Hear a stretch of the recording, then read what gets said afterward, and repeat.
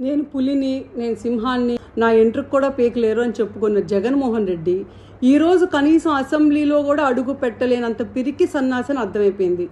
ఏ మాత్రమైనా జనాలు ఇచ్చిన మ్యాండేట్ మీద రెస్పెక్ట్ ఉండుంటే ఈరోజు ఏదైతే ప్రెస్ మీట్ పెట్టి మరి పిచ్చి కోతలు కూశాడో, ఏ అబద్ధాలు అయితే చెప్పాడో, నిజంగానే దమ్ముండుంటే అదే అసెంబ్లీలోకి వెళ్ళి నువ్వు అడగాల్సిన క్వశ్చన్స్ అన్నీ, నువ్వు చెప్పాల్సిన పాయింట్స్ని ఏదైతే ప్రెస్ మీట్ పెట్టి చెప్పావో అవన్నీ దమ్ముంటే అక్కడ చెప్పుకోవచ్చుగా, అక్కడ డైరెక్ట్ ఫేస్ ఆఫ్ చేసుకోవచ్చుగా. నువ్వు చంద్రబాబు నాయుడు గారు ఏదైనా ఉంటే అక్కడ తేల్చుకోవచ్చుగా. అప్పుడు ప్రజలకు కూడా అర్థమైద్ది నువ్వు నిజాలు చెప్తున్నావా అయితే మేము నిజాలు చెప్తున్నావా అని.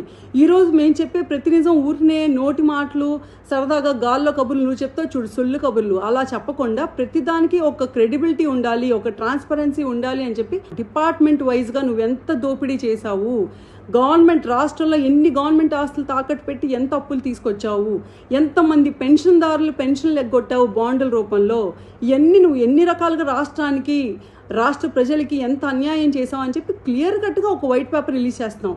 నువ్వు చెప్పే మాటల్లో దమ్ముండుంటే నీ గవర్నమెంట్లో ఉన్నప్పుడు నువ్వు కూడా అలాగే వైట్ పేపర్స్ రిలీజ్ చేసేవాడు, కానీ చేయలేదు. ఎలా చేస్తావు? నేను ఎన్ని కోట్లు దోచుకున్న రాష్ట్రం నుంచి అని చేయలేవు కదా. అప్పుడు చేయాల్సిన పనులన్నీ చేయకుండా జనాల్ని నిన్ను చీకొట్టి నువ్వు మాకు అక్కర్లేదురా బాబు అని చెప్పి నేను పక్కకు నెడితే, అయ్యా బాబు నాకు మళ్ళీ అంటే ఎల్ఓపి కావాలి, లీడర్ ఆఫ్ అపోజిషన్ ఇవ్వండి అని టీడీపీని అడగటం, ఢిల్లీలో వెళ్ళి ధర్నా చేయటం, లేకపోతే హైకోర్టులకు వెళ్ళటం.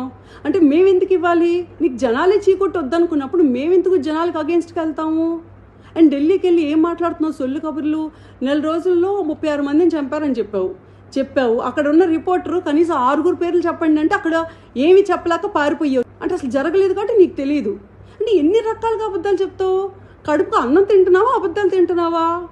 ఏమన్నా అబద్ధాలు ఉంటే నీకు ఇలా టైం పాస్ అవ్వకపోతే ఇంట్లో వెళ్ళి కూర్చో. మీ ఆవిడ ఉంది ఎలాగో సాక్షి పేపర్లో రోజు నిద్రలేస్తే ఆమె అబద్ధాలు రాసిద్ది. నువ్వు మీ ఆవిడ కలిసి కూర్చొని ఒకరికొకరు చెప్పుకోండి ఈ సొల్లు కబుర్లన్నీ.